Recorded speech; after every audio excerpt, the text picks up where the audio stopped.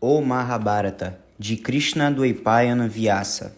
Livro 1, Adi Parva. Traduzido para a prosa inglesa do texto sânscrito original por Kishari Mohan Ganguly, em 1883 a 1896. Traduzido para o português por Eleonora Meyer. Prefácio da tradução inglesa. O objetivo de um tradutor deve ser sempre espelhar a obra do autor. Sendo assim, seu dever principal é representar tanto quanto possível a maneira na qual as ideias do autor estão expressas, retendo, se possível, pelo sacrifício da expressão idiomática, a elegância, todas as peculiaridades das imagens do autor e da língua também. Em relação à tradução do sânscrito, nada é mais fácil do que apresentar de maneira atrativa as ideias hindus, assim como fazê-las agradáveis para o gosto inglês. Mas o esforço do presente tradutor tem sido dar nas páginas seguintes uma versão tão literal quanto possível do grande trabalho de Vyasa. Ao leitor puramente inglês, há muito nas páginas seguintes que soará ridículo. Aqueles não familiarizados com qualquer língua, exceto a sua, são geralmente muito exclusivos em questões de gosto. Não tendo conhecimento de outros modelos além daqueles que encontram na sua própria língua, o padrão que eles formaram de pureza e critério em composição deve ser necessariamente estreito. O tradutor, no entanto, cumpriria mal seu dever se, pelo motivo de evitar o ridículo, ele sacrificasse a fidelidade ao original. Ele deve representar o autor como ele é, e não como ele deveria ser para satisfazer o gosto estreito daqueles que não familiarizados com ele. O Sr. Pickford, no prefácio da sua tradução inglesa do Mahavira Charita, defende habilmente uma aderência precisa ao original, mesmo com o sacrifício do idioma e elegância. Contra as pretensões do que tem sido chamado de tradução livre, o que significa vestir o autor em um estranho traje para contentar aqueles a quem ele é apresentado. No prefácio da sua tradução clássica do Niti Satakam, de Bhartrihari e Vairagya Satakam, o Sr. C.H. Tawney diz: "Eu sou consciente de que no presente empreendimento eu retive muito do colorido local. Por exemplo, as ideias de adoração aos pés de um deus ou de grandes homens, embora ela ocorra frequentemente na literatura indiana, sem dúvida causarão o riso dos homens ingleses, não familiarizados com o sânscrito, especialmente se acontecer deles pertencerem àquela classe de leitores que deleitam sua atenção no incidental e permanecem cegos ao essencial. Mas certa medida de fidelidade ao original, mesmo com o risco de se fazer ridículo, é melhor do que a desonestidade estudada que caracteriza tantas traduções de poetas orientais. Nós concordamos completamente com o que está escrito acima. Embora isso deve ser observado, a censura enviada à classe indicada de tradutores é um tanto imerecida, não havendo nada como uma desonestidade estudada em seus esforços, os quais procedem somente de uma visão errada dos seus deveres, e como tal revelam somente um erro da cabeça e não do coração. Há mais de 12 anos atrás, quando Babu Pratapa Chandra Roy, com Babu Durga Charan Banerjee, foi ao meu retiro em Sibpur para me contratar para traduzir o Mahabharata para o inglês, eu fiquei assombrado com a grandeza do esquema. Meu primeiro questionamento a ele foi de onde viria o dinheiro, caso a minha competência para a tarefa. Pratapa então desdobrou para mim os detalhes do seu plano, as esperanças que ele podia legitimamente nutrir de ajuda de diferentes partes. Ele estava cheio de entusiasmo. Ele me mostrou uma carta do Dr. Rost, o qual ele disse tinha lhe sugerido o empreendimento. Eu conhecia Babu Durgancharan há muitos anos e tinha a mais elevada opinião sobre sua erudição e senso prático. Quando ele calorosamente tomou o lado de Pratapa para me convencer da viabilidade do esquema, eu o escutei pacientemente. Os dois queriam completar todos os arranjos comigo no mesmo dia. Com isto, eu não concordei. Eu tirei o tempo de 1 semana para considerar. Eu consultei alguns dos meus amigos literários, o principal entre eles era o recente falecido Dr. Shambhu C. Mukherjee. O último, eu percebi, tinha sido visitado por Pratapa.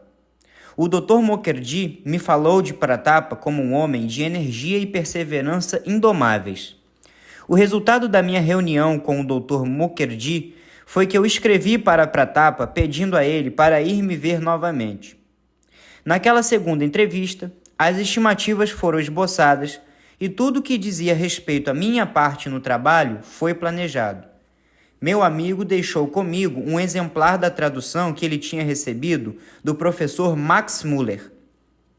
Este eu comecei a estudar, cuidadosamente comparando-o frase por frase com o original. Sobre seu caráter literal, não podia haver dúvida. Mas ele não tinha fluência e, portanto, não podia ser lido com prazer pelo leitor comum. A tradução tinha sido realizada 30 anos atrás por um jovem alemão amigo do grande sábio. Eu tive que retocar cada frase. Isto eu fiz sem prejudicar em absoluto a fidelidade ao original. Minha primeira cópia foi impressa e 1 dúzia de folhas foi tirada. Estas foram submetidas ao julgamento de diversos escritores eminentes, europeus e nativos. Todos eles, eu estava contente de ver, aprovaram o exemplar. E então, a tarefa de traduzir o Mahabharata para o inglês havia começado a sério. Antes, no entanto, do primeiro fascículo ser distribuído, surgiu a questão se a autoria da tradução deveria ser reconhecida publicamente. Bapu-Patrapa Chandra Roy foi contra o anonimato. Eu fui a favor. As razões que eu apresentei eram principalmente fundadas sobre a impossibilidade de uma pessoa traduzir todo o trabalho gigantesco. Apesar da minha resolução de cumprir até a máxima extensão o dever que eu havia começado, eu podia não viver para terminá-lo. Levaria muitos anos antes que o fim pudesse ser alcançado. Outras circunstâncias, além da morte, podiam surgir por consequência, das quais minha ligação com o trabalho poderia cessar. Não era desejável pôr em circulação fascículos sucessivos com os nomes de uma sucessão de tradutores aparecendo nas páginas de rosto. Estas e outras considerações convenceram meu amigo de que, afinal, meu ponto de vista estava correto. Foi consequentemente resolvido reter o nome do tradutor. Como um meio-termo, no entanto, entre os dois pontos de vista, foi resolvido pôr em circulação o primeiro fascículo com 2 prefácios, um com a assinatura do editor e o outro intitulado Prefácio do Tradutor. Isto, supunha-se, guardaria eficazmente contra concepções erradas de todo tipo. Nenhum leitor cuidadoso, confundiria o editor com o autor. Embora esse plano fosse adotado, ainda antes que 1/4 da tarefa tivesse sido concluída, um influente jornal indiano caiu sobre o pobre Pratapa Chandra Roy e acusou-o abertamente de ser um partícipe de uma grande impostura literária, de posar diante o mundo como tradutor do trabalho de Vyasa, quando realmente ele era somente o editor. A acusação veio sobre meu amigo como uma surpresa, especialmente porque ele nunca fez segredo da autoria em sua correspondência com estudiosos orientais em todas as partes do mundo. Ele escreveu prontamente ao jornal em questionamento, explicando as razões que havia para o anonimato e apontando os 2 prefácios com os quais o primeiro fascículo tinha sido dado ao mundo. O redator logo admitiu seu erro e se desculpou satisfatoriamente. Agora que a tradução foi terminada, não há mais qualquer razão para reter o nome do tradutor. A tradução inteira é praticamente o trabalho de uma mão. Em partes do Adi e do Sabha Parvas, eu fui ajudado por Babu Charucharan Mukherjee. Cerca de 4 partes do Sabha Parva foram feitas pelo professor Krishna Kamal Bhattacharya, e cerca de metade de um fascículo durante minha doença foi feita por outra mão. Eu devo declarar, no entanto, que antes de passar para a impressora a cópia recebida destes cavalheiros, eu comparei cuidadosamente cada frase com o original, fazendo as alterações que eram necessárias para manter uma uniformidade de estilo com o resto do trabalho.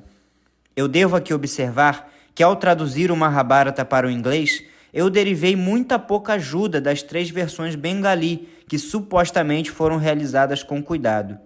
Cada uma delas está cheia de inexatidões e gafes de todos os tipos. No Shanti, em particular, o qual é de longe o mais difícil dos 18 parvas, foi feita uma confusão pelos sábios que os traduziram. Centenas de gafes ridículas podem ser apontadas nas seções Raja Dharma e Moksha Dharma. Algo disto eu indiquei em notas aos pés das páginas.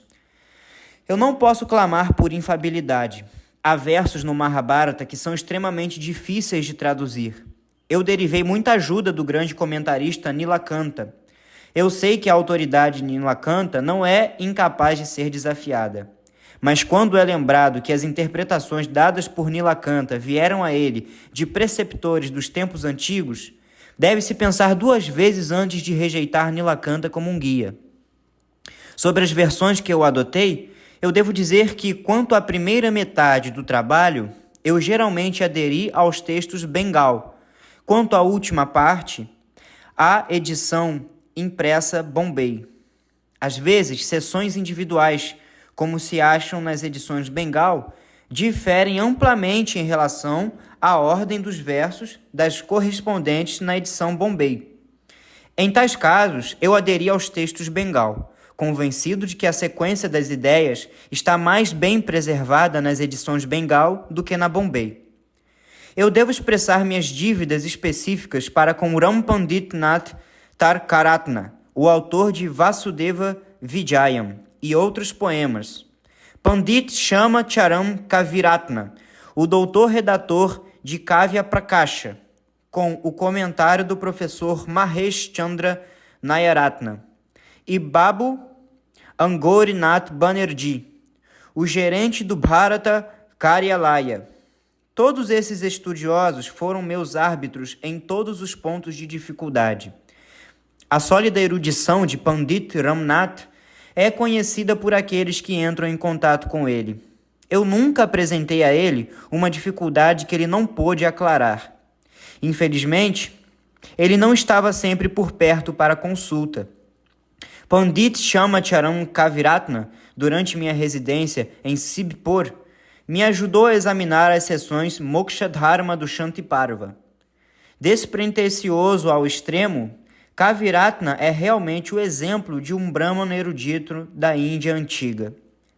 Babu Angorinath Banerjee também, de tempos em tempos, me prestou ajuda valiosa em aclarar minhas dificuldades. Gigantesco como o trabalho é, teria sido extremamente difícil continuá-lo se eu não tivesse sido encorajado pelo Sr. Stuart Bailey, Sr. Auckland Colvin, Sr. Alfred Croft e, entre os eruditos orientais, pelo falecido Dr. Reinhold Host e Mons, a Bart de Paris. Todos esses homens eminentes sabiam desde o início que a tradução estava procedendo da minha caneta. Apesar do entusiasmo com o qual meu pobre amigo Pratapa Chandra Roy sempre se esforçou para me encher, eu estou certo de que minhas energias teriam esmorecido e a paciência se esgotado sem as palavras animadoras que eu sempre recebi desses patrocinadores e amigos da empresa. Finalmente, eu devo mencionar meu chefe literário e amigo, Dr. Shambhu C. Mukherjee. O gentil interesse que ele tomou em meus trabalhos, as repetidas exortações que ele me endereçou inculcando paciência, o cuidado com o qual ele lia cada fascículo assim que era publicado, notando todas aquelas passagens que lançavam luz sobre tópicos de interesse antigo e as palavras de elogio que ele proferia quando alguma expressão particularmente feliz encontrava seus olhos serviram para me estimular, mais do que qualquer outra coisa, a continuar com uma tarefa que às vezes me parecia interminável. Kishore Mohan Ganguly, Calcutá.